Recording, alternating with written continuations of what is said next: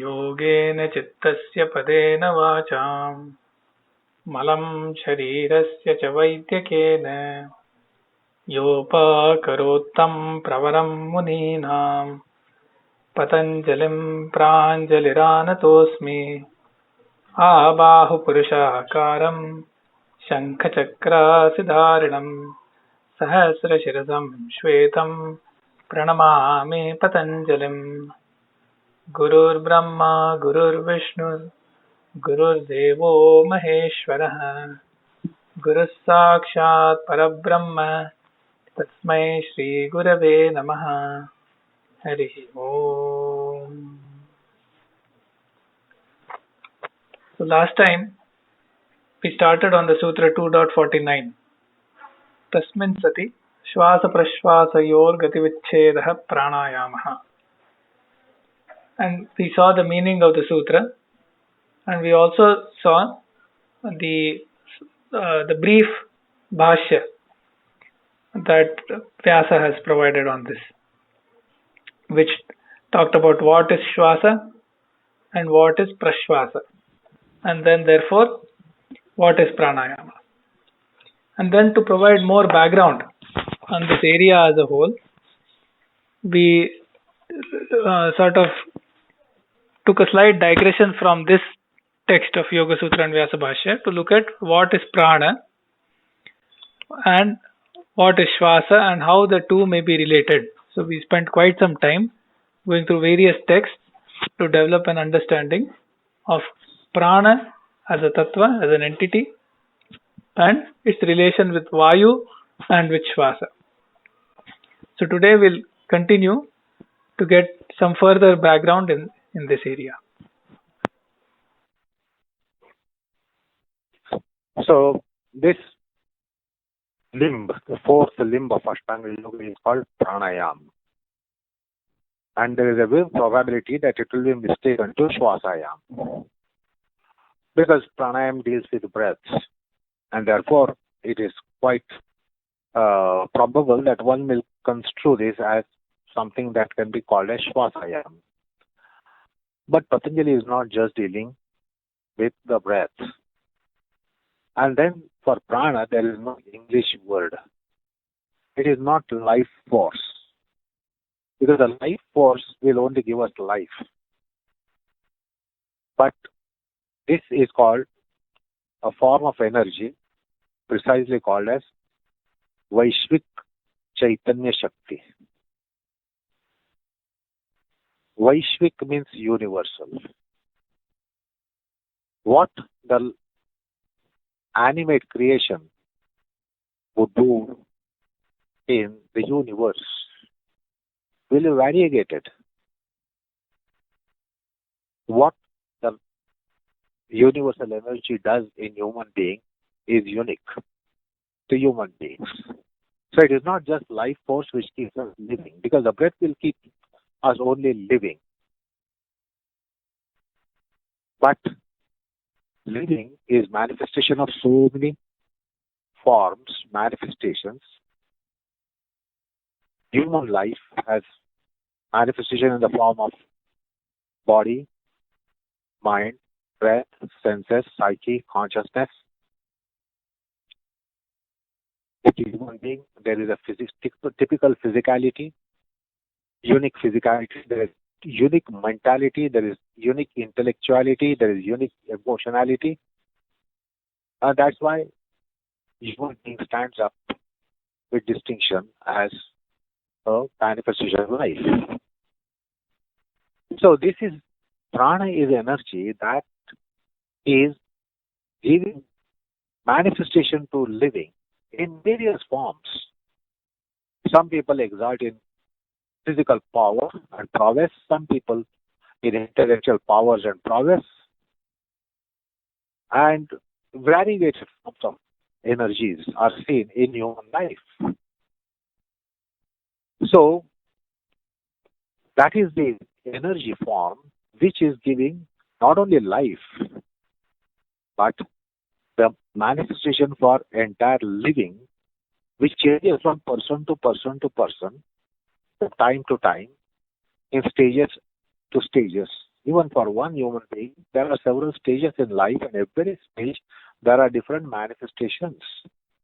What will manifestation for someone as a baby, as a child, as a uh, adolescent, teenager, in youth, adulthood, old age? These are different manifestations. So the concept of pran, which is so much in the embodiment, is not subject matter of exoteric anatomy and physiology. And if you think it is something to do with the breath, pranayam is shvasayam, then shvasa, the breath, is doing nothing except that it keeps us living and keeps our autonomous system functioning. That is all what the breath does. The respiratory breathing does only that much. That being biological being, we need oxygen. We need to get rid of carbon dioxide, which is turned out in the body processes and mind processes. So that is what the breathing does. Oxygenates and decarboxylates. And additionally, it carries out our autonomous system functioning. Whether we are conscious or unconscious, it keeps on working. But beyond that, it doesn't do much. Whereas it is discovery of science of yoga that they have, and the Oriental wisdom, the wisdom of the Lord from Vedas.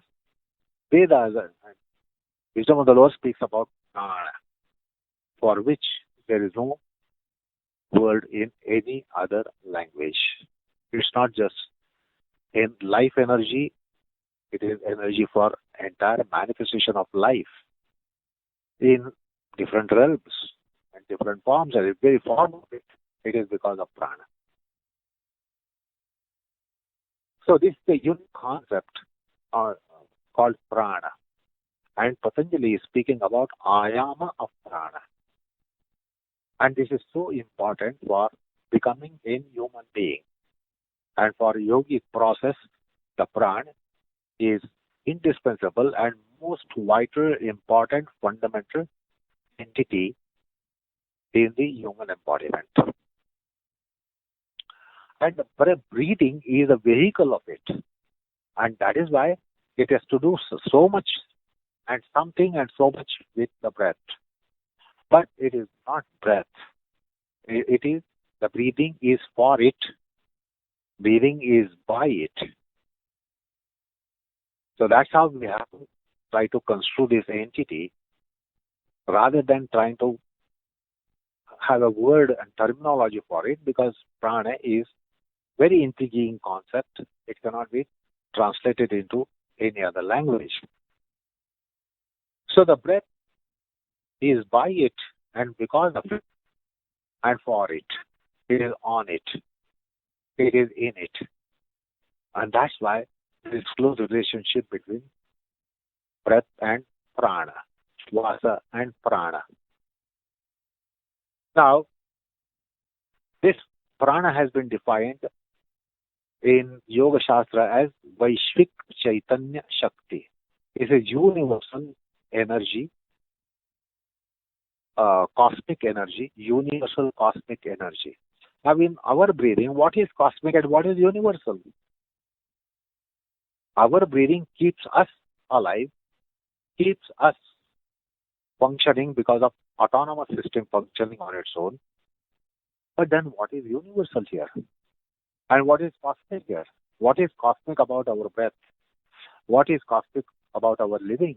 We are so personal living, so personalized living. So that's why the prana has been described that way. It is universal. That means it is there in all universal manifestation. The prana is there even in non-living things, inanimate things and animate things, because even inanimate things have a lifespan. Like animate things have a lifespan, animate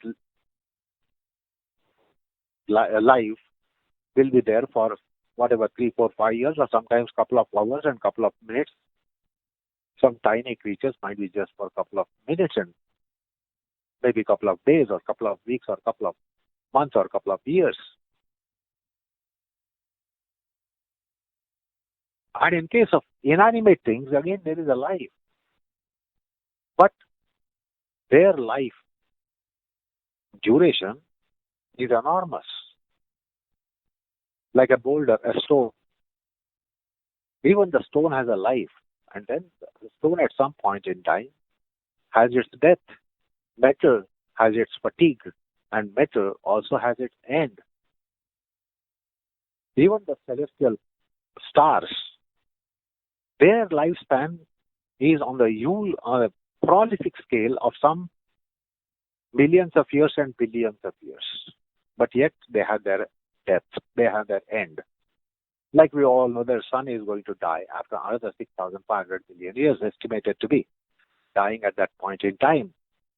So some stars might be there for a billion years or 10 billion years, but the death is certainty in the sense they have their death, is although they are not living for us, they have death. So everything has a lifespan. Therefore, the prana is there on universal, in the entire universal creation, be that animate, be that inanimate, be that terrestrial, be that extraterrestrial, or be that extragalactic. In universe, the prana shakti is manifesting in so many different forms. And in living beings, it manifests in the form of animation and life. And when it is animation and life, it has so many manifestations. Each life has different kind of manifestation, between ant and elephant, between a tiniest bacteria to blue whale in the ocean. They have different manifestations. So that's why it is universal. And it is cosmic because it is on cosmic scale. And then we are a part of cosmos, and we have our existence because of what we call as breathing. We might live without water for some hours, maybe days, without food for some days or maybe a week or so even, but without breath, not even a minute. So our existence is so much dependent on the breath.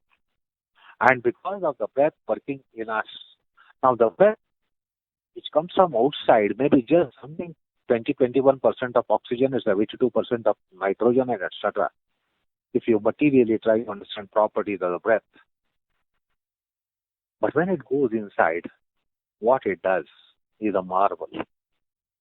Now, why it becomes a marvel once it goes inside is because it has to manifest in several forms of energies. Like we need energies for physical manifestations, variegated physical manifestations, variegated mental manifestations, variegated emotional manifestations.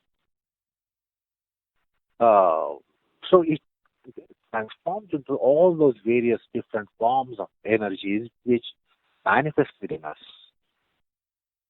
Because in our system, we have something that is called as Pranamaya Kosha. Now, Pranamaya Kosha is something of esoteric physiology. Exoteric physiology doesn't speak of anything that is called as Pranamaya Kosha, but the ancient wisdom, the Yoga Shastra, the Adhyatma Shastra, the Paramartha Shastra, they have spoken about human embodiment. Their description of human embodiment is totally different than you get in Grey Anatomy or exoteric anatomy, anatomy of any medical system, or anatomy as a pure science. There is no mention of something of that nature. It is esoteric anatomy. And we have something that is called as Pranamaya Kosha. We have Adibhautik, Adidaivik, Adhyatmic constitution in us. As a matter of fact, everything in the universe has these three dimensions. Now, what is Adidaivika? That we are celestial constitution. That's why you have heard about Indriyas. What is it? What are Indriyas? Indriyas are not senses. Indriyas, the word Indriya comes from Indra, and there is a suffix to it. like India, Indian, America, American, Asia, Asian, Europe, European. So these are predicates to the noun. So similarly, Indriyas are some celestial forces. That is why they have unique power as Indriyas. Because as student of Adhyatma, you should know that the Indriyas don't die even when the body dies. Because Indriyas do transmigrate. So we will need to know little bit about the Adhyatma. The senses die with the body dying on the point of death. But the Indriyas don't die. They transmigrate. So they are almost eternal. Like our psyche consciousness, which is going after embodiment after embodiment, incarnation after incarnation, life after life after life after life. Indriyas are also spoken in Sukshma Sharira, subtle body, transmigrating body. So Indriyas is a total different concept in Adhyatma. So we have celestial constitution and all the 14 Indriyas, which are major 14 Indriyas, cognitive, and internal. And every organ of the body is called Indriya. Digestive system is made up of Indriyas. Respiratory system is made up of Indriyas. Because there is definitely something celestial, and that we can understand by the way they work. So, there is something called as Pranamaya Kosha. So, it is postulated in Adhyatma that the celestial beings are in our embodiment. Although we consider ourselves as terrestrial beings, we are constituted by celestial constituents. They are called Deva Devatas, deities, celestial deities, celestial lives. They are in our embodiment. Now, just as human being has to take oxygen, if the human being decides to go out in outer space and try to take a sojourn to planets and etc., or even moon, you will have to take oxygen cylinder with you. Why? Even if you want to go dive into the water in the oceans, you have to take oxygen cylinder with you. Because the oxygen that is available in the water is not sufficient for you to be living. So, we need to take oxygen cylinders. So, when the celestial entities enter our embodiment, there is something called as celestial, the heavenly layer in our embodiment where these deities are living. And for them to live, they need their oxygen. And their oxygen is prana. And therefore, we have a catalytic converter that when the oxygen is coming in, oxygen is not our life as a naive person believes. For all the systems to function properly, human manifestation to manifest properly, we need this energy. Otherwise, there are almost beings in breathable conditions, although breathing is going on. But their energies don't manifest. Because the breath is not transformed into prana within our embodiment. So there is a catalytic converter which converts the elemental material breath of the form of oxygen and nitrogen, other gases into prana. And therefore it becomes oxygen of the celestial forces.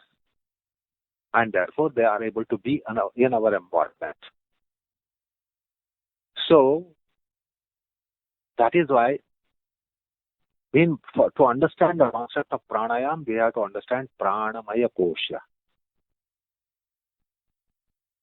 The pranamaya kosha is made up of pancha pranas, prana, bana, samana, dhyana, udana. Then upa pranas, naka, kurva, kurkara, devatata, dhananjaya. So there are 5 main pranas, 5 upa pranas of prana. And that is why we are what we are. And uniquely what we are, because every human being is unique. And therefore these energy constitutions are different in every being. And that is because of the pranamaya kosha within us. So apart from 5 pranas and 5 upranas, there are 6 chakras in esoteric anatomy. Mooladhara, Swadhisthana, Manipuraka, Anahata, Vishuddhi, Agnya. So we will have to know about these chakras, and they are really giving us our manifestation. Why are we like this? It is because our chakras are like this. Our chakras are functioning in a particular way, therefore we are like this.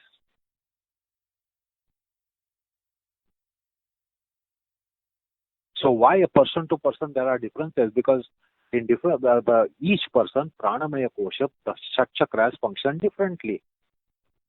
Man is not a machine. Like all cars will have one kind of automobile engineering, and they will work in one particular way.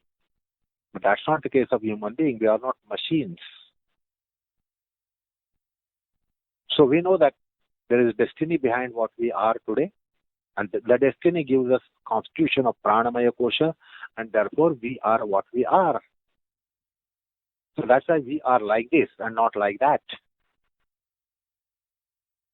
because we have the given pranamaya kosha. So pranamaya kosha accounts for our manifestation in the form of mind, psyche, consciousness. So therefore, it implies that student of pranayama sooner or later at some point in time must have inquiry into this aspect of our existence called pranamaya kosha. And when you have to know pranamaya kosha, it implies that you must know the 5 koshas: annamaya, pranamaya, manomaya, vijnanamaya, anandamaya. So this is a unique subject matter of adhyatma and yoga. So we have a pranamaya kosha. And this breathing that human beings takes will not only keep human beings living, like subhumans also breathe and live. It is not the same way that we breathe and live. But human beings exalt in life forms, because this is the only life form, human being life form, called karma yoni. And the rest of the life forms are called bhoga yoni.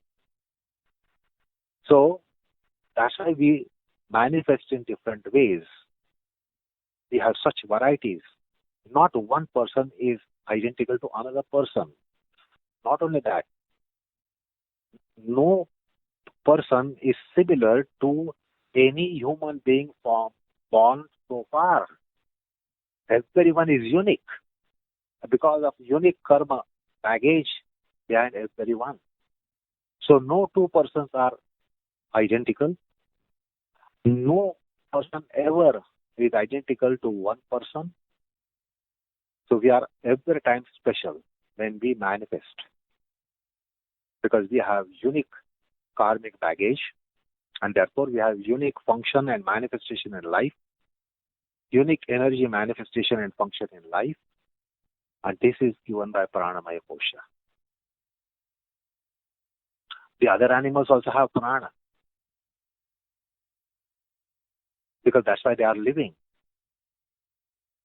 But they do not have pranamaya kosha like we have, because they subhumans live by their tendencies, their propensities.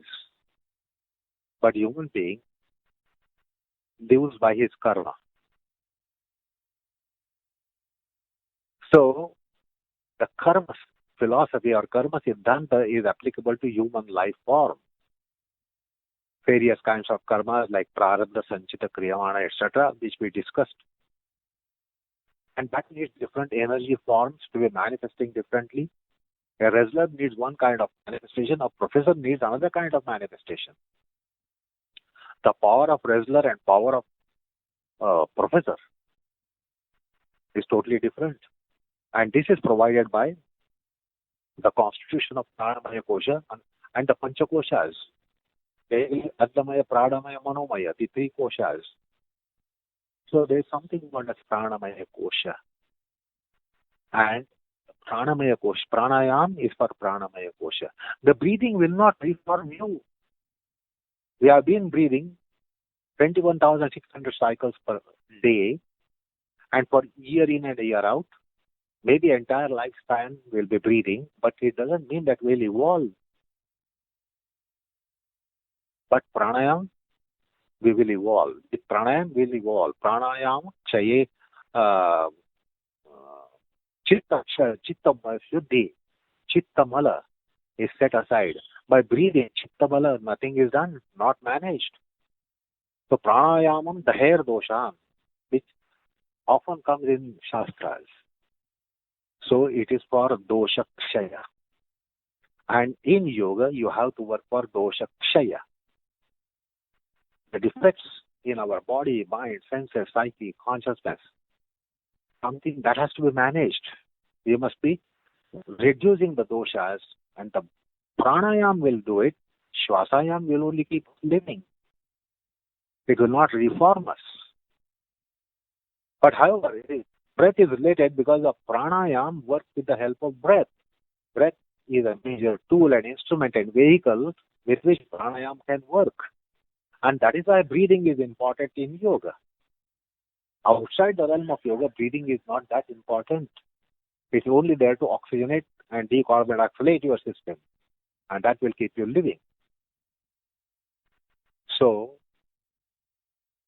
study of Pranamaya Kosha will tell you something about this entity of prana, as to what is prana. And at some stage, it is important for you, when you pursue yoga, to have some clarity about it, some knowledge about it, at least information about it. And therefore, that is pranayam. So, in the briefest possible way, I will try to explain you the concept of prana. Therefore, this is pranayam, not shvasayam. This is not breathing, breath regulation for the sake of breath, but this is breath regulation for the sake of prana.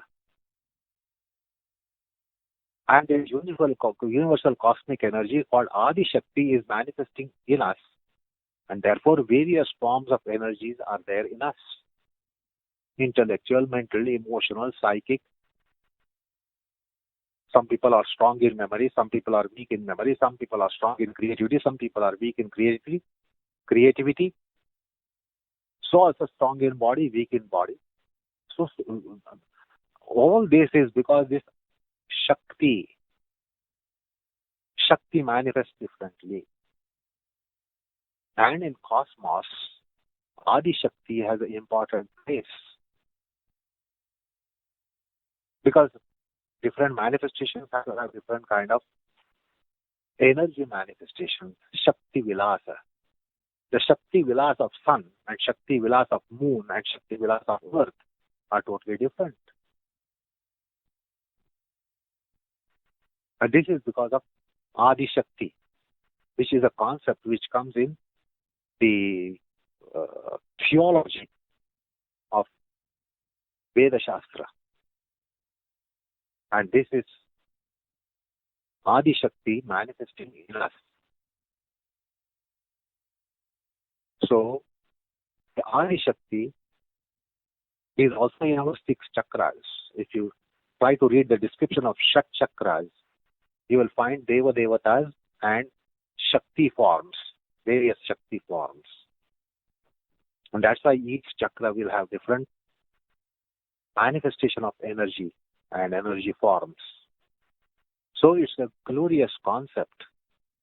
Don't try to think that you can understand in a session or two. It needs a deep dive into it. But just to make it clear that what is being spoken of is pranayama, not shvasayama. Although it is described with the help of Bahya Vritti, Abhyantar Vritti, Stambha Vritti, Shvasa Prashvasa. These are all with reference to breathing. Shwasa Prashwasa, breath and in breath and out breath. So therefore there is possibility of confusion because of lack of education about it. So and that's the vehicle. Without that you will not be able to mobilize prana. So we live by breath, and by breath the life manifestation of energies within us take place, because our embodiment is a marvelous catalytic converter. It will manifest several kinds of energies, several forms of energies, and pranayam works for that management of energies within us. And more importantly, for chitta mala kshaya, chitta shuddhi, every kind of purity within us. And that is done by pranayam and not by shvasayam. Shvasayam will only give you oxygen. It will not do the purification needed in various other aspects of our embodiment and psyche, but pranayam does it.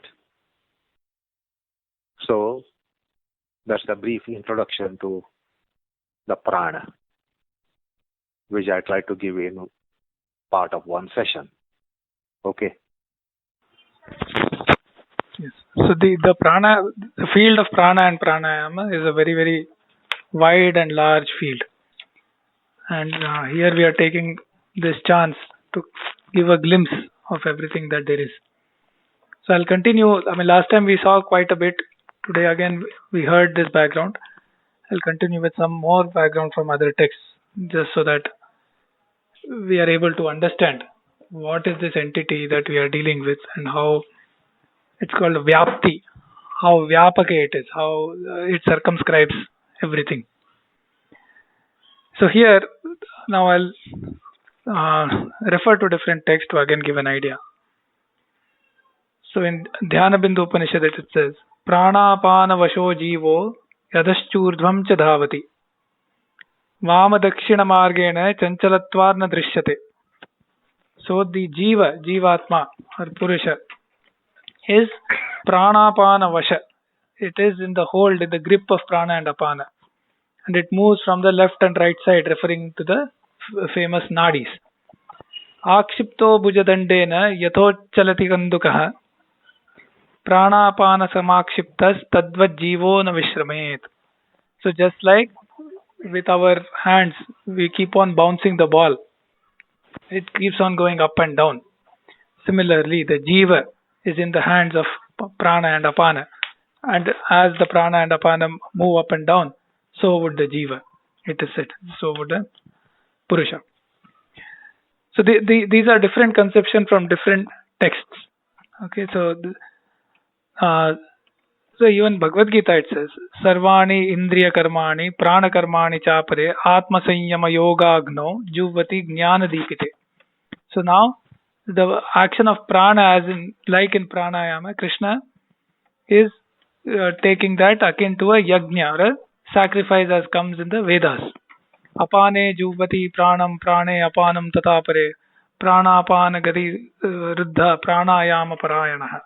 So the pranayama parayanaha, the people who are devoted to pranayama, they are essentially performing a yajna, similar to how it is said in the Vedas. So the it may seem like we are going from around the prana, we are covering different points as we are touching upon other things. We don't have the time to delineate each of them. So these are again only glimpses here that we are giving. So for example, it is sometimes asked that when we talk about the linga sharira and so on, chitta is mentioned, manas is mentioned, indriyas are mentioned, buddhi, ahankara is mentioned. Why is prana not seen in several places where it is listed? So that is also elaborated. It says Ataeva linga sharira madhye prananam agananepi na nyunata buddhereva kriya shaktya sutratma pranadinam sutma pranadinam agananapi tatra tasya upapattihi. So even though it is not enumerated in the list, Yeah, of the things that make up the linga sharira, like we said, prana is the same kriya shakti of the mahat, and therefore it gets counted, it says, and it is, as we saw, one of the fundamental entities that comes in with whenever we are dealing with the linga sharira and sukshma sharira. So a special mention sometimes is made and sometimes is not made, because when even if you refer to buddhi or mahat, the prana is implied because it is the buddhereva kriya shakti, as it is said. Also, in some of the main Upanishads of Vedanta, like Brihadaranyaka Upanishad, Chandogya Upanishad, Prashna Upanishad, etc., there are certain stories which are very similar that deal with the importance of prana. As it is said, Prano vai jeshthascha shreshthascha. The prana is the eldest and the greatest of all of these. So, one of the stories, it says, all the indriyas, the manas, etc., they start claiming that they are the greatest. Okay. Then Brahma says, okay. And there are different variants of this story. So in one of those, Brahma says, okay, let us see. Each one of you step out. And then, Yasminva utkrante idam shariram papiyo manyate savo vasishtha iti. So the one after whose departure this embodiment becomes the most wretched, that is the greatest. So then the story goes on. That speech went out for 1 whole year. Then it came back and it asked, how did you fare without me? I said, okay, we were alive, we were surviving, only we were not able to speak like people who are not able to speech impaired. We were similar. But we could manage and we were there for a year. Then it says the eye went out.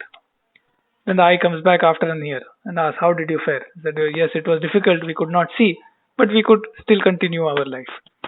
Similarly, the ear goes out, the mind goes out, and so on. Then the prana goes out. When the prana goes out, the indriyas, the manas, etc., they are not able to survive at all. So then he has to come running there and say, prana, please don't go out. Tehi uchuhu ma bhagava utkramir navai shakshyamastvad Jeevitum iti. Please do not go, please do not go. If you go, we will not be able to survive, they say. And therefore, prana is established as the greatest of all the inner entities of that make up the embodiment. So this is a beautiful allegorical story that gives us the importance of prana. And so these are what's known as the principal Upanishads, where a lot of these things come up. So it says, Tasminnu, so Prashna Upanishad says, Tasminnu utkramatye athetare sarve evotkramante tasminscha pratishtamane sarve eva pratishtante. When it goes out, everybody has to go out. When it stays, everybody stays. So then a nice analogy is done. Tad yatha makshika madhukara rajanam utkramantam sarva evotkramante. Like in the case of a colony of honey bees. When the queen bee, the main one, goes out, all of them follow it. Similarly, tasminscha pratishtamane sarva eva pratishtante. When the queen bee resides, all the bees reside. Evam vak manaschakshuhu shrotram cha te pritaha pranam stuvanti. So then, similarly, this vak, mana, the mind. So the vak is speech, manas is mind, chakshur is the eye and all the representative of indriya, shrotra is the hearing indriya. All of them will, when the prana stays, they stay, and with love and affection, they praise the prana. It is said, Pritaha pranam stuvanti. Then it goes on to say, Pranasyedam vashe sarvam tridive yat pratishtitam. In all the 3 worlds, whatever is established is in the control of prana. Pranasyedam vashe sarvam. Mateva putran rakshasva. This is a beautiful statement. It says, please protect us like a mother protects his children. So they are talking to all the inner indriyas and all these entities and the devas. They are telling the prana, Mateva, so Mata iva, Putran rakshasva. Just like a mother protects her children, please protect us. Mateva putran rakshasva shriishcha pragnam cha videhi naha. So give us prosperity, give us happiness, give us intelligence. Shriishcha pragnam cha videhi naha. So that is how they praise and they plead to prana to protect them. So that is the stature of prana among all the subtle entities that make up the embodiment.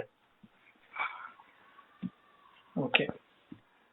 A few more things that will give the position of the prana and therefore the importance of pranayama and understanding of pranayama. There's another nice analogy in the Chandogya Upanishad. It says, Vayur Vava Samvargaha. So Vayu is the place of merger. Like for example, Yada va Agne Rudvayati Vayumeva Apyeti. When fire gets extinguished, it merges into Vayu or air. Similarly, it says when waters dry up, they go into Vayu. So Vayu is the place where everything merges, whether it is fire, whether it is water, etc. Now it says Athadhyatmam Prano Vava Samvargaha. Just like in the external world, Vayu is the place of merger for water to merge into when it dries up, for fire to merge into when it gets extinguished. Similarly, within the body, Atha Adhyatmam Prano Vava Samvargaha. Prana is the place of merger. Sayada Swapiti Pranameva Vagapyeti. Pranam Chakshuhu. Pranam Shrotram. Pranam Manaha. Pranohi eva etan sarvan samvrunta iti.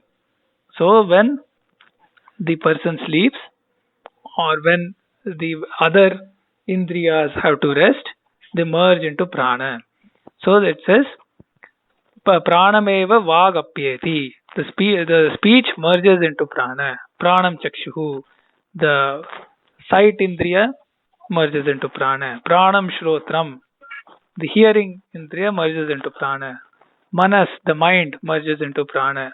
So prana becomes the place of merging for all these entities in the adhyatma, which means within the embodiment. Therefore, tauva eto dvau samvargo vayureva deveshu pranaha praneshu. So among the deities, the place of merger is Vayu, because the Agni deity going into Vayu, like the water going into Vayu. Similarly, Vayureva Deveshu Pranaha Praneshu, with respect to all the organs. Okay, so Pranaha Praneshu, with respect to all the organs, Prana is the place of rest. Prana is the place of merger. Prana is the place of support for all of them. Now, the prana, I mean, there is more and more praise. Okay, so it says, Yatha va ara nabho samarpita eva asmin prane sarvam samarpitam. Everything is offered into prana. Pranaha pranena yati. This is again Chandogya Upanishad. Pranaha pranam dadati. Pranaya dadati. Pranoha pita. Prano mata. Prano bhrata. Pranasvasa. Prana acharyaha. Prano brahmanaha. So everything is prana. Mother is prana is my mother, prana is my father, prana is my sister, etc. So that is the great position of prana, mentioned not only in the text of yoga but all the various texts, the Upanishads, the Vedas, the texts of Vedanta, etc. Everywhere we see the prana is extolled to this extent. And now, from the context of yoga, we have seen how the chitta and prana are related. We talked about the two hetu dvayam hi chittasya, etc. So similarly, there is another that says chittam pranena sambaddham sarva jiveshu samsthitam rajva yadvat susambaddha pakshi tadvat idam manaha. So the chitta is related to the prana in all creatures, in all organisms. Just like a pakshi, a bird that is tied with a rope. Similarly, the mind is tied to prana. Nana vidair vicharestu na vadhyam jayate manah. So it goes on to say, with various thoughts. So psychological treatments. You may say, okay, think quiet thoughts, think positive thoughts, etc., etc. It says all with all these this kind of thinking, na vadyam jayate manah. The mind will not come under control. Just like a bird tied to a rope, the bird tries to keep on flying. So it says nana viday vicharestu na vadyam jayate manah tasmat tasya jayopayah prana eva hi nanyatha. So the only way to conquer the mind and the chitta is the prana only and nothing else. Tasmat tasya jayopayah prana eva hi nanyatha. And therefore, there is more that we may see as we cover the further sutras on pranayama. But at this point, we have had quite a bit of background around it. So let us go back to the sutra quickly. Tasmin sati shvasa prashvasayoho gativichedha pranayamah.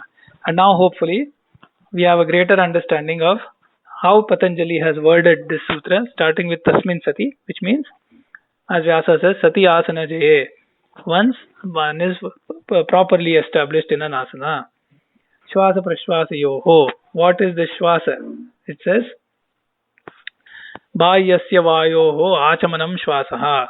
The taking in of the outer vayu in the specified way is shvasa. Koshtyasya vayoho nissaranam prashvasaha. Koshtyam is antarjataram, the inner organs like the abdominal organs, the pelvic organs, etc. The removal of the vayu that is there and emitting of that is prashvasa. So that shvasa prashvasa yoho gati vichchedaha. What is gati vichchedaha? We saw kramabhangaha. So regulating that drawing in and pushing out of breath, regulating it, interrupting its flow in a certain way, vidhivat. That is pranayama. So that is Sutra 2.49 with its bhashya. So again here, Vyasa says, bahyasya vayoho achamanam. Now, achamanam is a very, very significant word here. And again, it cannot be translated into any other language. Like the Indian people will be aware of something that is called as achamanam. When we drink water for any other different purpose, such as we are thirsty, therefore we take it, there are various reasons why we consume water. But when we consume water, that is not called achamanam. But achamanam is a process of consuming water for a specific typical purpose in a specific typical way. It is not to quench our thirst, and it is not taking water for any other purpose why we otherwise take water. So if you are seeing stress, somebody offers you water. You seem tensed, somebody offers you water. So water is offered for so many reasons, and we consume water for so many reasons. Sometimes the water is only asked for just time pass. Why we ask for water, it is worth investigating. But achamanam is a unique process of taking that water. So it has a unique purpose. It has a unique mode. So here he is referring to achamanam of in-breath. It is not just taking in. It is not just in-breath. It is a specific and typical way. And to circumscribe that concept, he used a very brief expression, achamanam, bahyasya vayo achamanam shvasaha. So this is taken in pranayam in specific way, typical way. Then only it becomes pranayam. Just taking the in-breath. We take the in-breath for our case of living. We want to live, therefore we take in-breath. We take the in breath in a mechanical purpose, a mechanical process, because we are still living. It's not that we want to be living, we are living, and therefore we take breath. So why breath goes in is to be understood. Why breath is taken in is to be understood. Asthmatic patient is struggling to take the breath in, while we don't struggle to take the breath in. We get the breath in. It's not every time we take in the breath, we get in the breath. So, with regards to breath, we have to understand these predicates: getting the breath, in breath, taking the in breath, taking in breath for a certain purpose. Like you want to lift a weight, you want to do a physical performance, physical feat, high jump, long jump, etc. We take breath, we use the breath. So there are various reasons why we take the breath, not every time for our living. To understand even the breath, what it plays a role in us. For different physical endeavors, different mental endeavors, we use the breath. Sigh of relief. Now, this is an exhalative act actually, which goes quite organically. And then we have a sigh of relief, we say. Now, what is that relief? There is the relief, and the exhalation gives the relief. So the in-breath and out-breath have also several functions, which needs to be really observed and conceived and construed. And here the breath has to come in a particular way. External air gets in a word he describes as achamanam, and that is called in-breath. So it is a conditioning to in-breath. Conditioning and dynamics, drive, motive, motion, executive purpose, etc. So also kaustasya vayu nissaranam. So now this is not the breath coming from lungs, as is the case of respiratory exhalation. Here is a kaustasya vayu from the belly. So that's how this stands out from respiration in very Vyasa's statement. And an ubhaya bhavaha is also appears there. Tato gati vicheda. Then there has to be gati vicheda. The way of taking the breath, the mode of taking the breath, the velocity of it, the volume of it, the purpose of it. So all these are regulated in pranayama. In-breath and out-breath are regulated in the aspects of the dynamics, that is drive, motive, motion, execution, purpose, process, etc. That is circumscribed in the word Gati Vicheda by Patanjali. So that's the way to regulate. So this is a grosser expression of the word regulating the breath. Not just taking a deep breath, but regulating it for different purposes. How will you breathe if you want to be taking a high jump and a long jump? And how will you breathe if you are going to thread a needle? So understand big difference between how do you breathe when you want to do that fine act, needle with a very small eye, and then you want to thread the needle. We don't watch how do we breathe to be threading a needle, which is again physical mental endeavor, and taking a long jump and high jump, which is again a physical mental endeavor. But we breathe differently. Climbing the mountain up and climbing the mountain down, we have different kind of breath, which is not noticed. And as students of yoga, you need to notice. How do you breathe? To climb up the stairs and climb down the stairs, climb up the hill and climb down the hill, lifting a weight from bottom to overhead and from overhead to bottom, getting it down. We have different kinds of breaths, which is unnoticed. And here, conditioning that.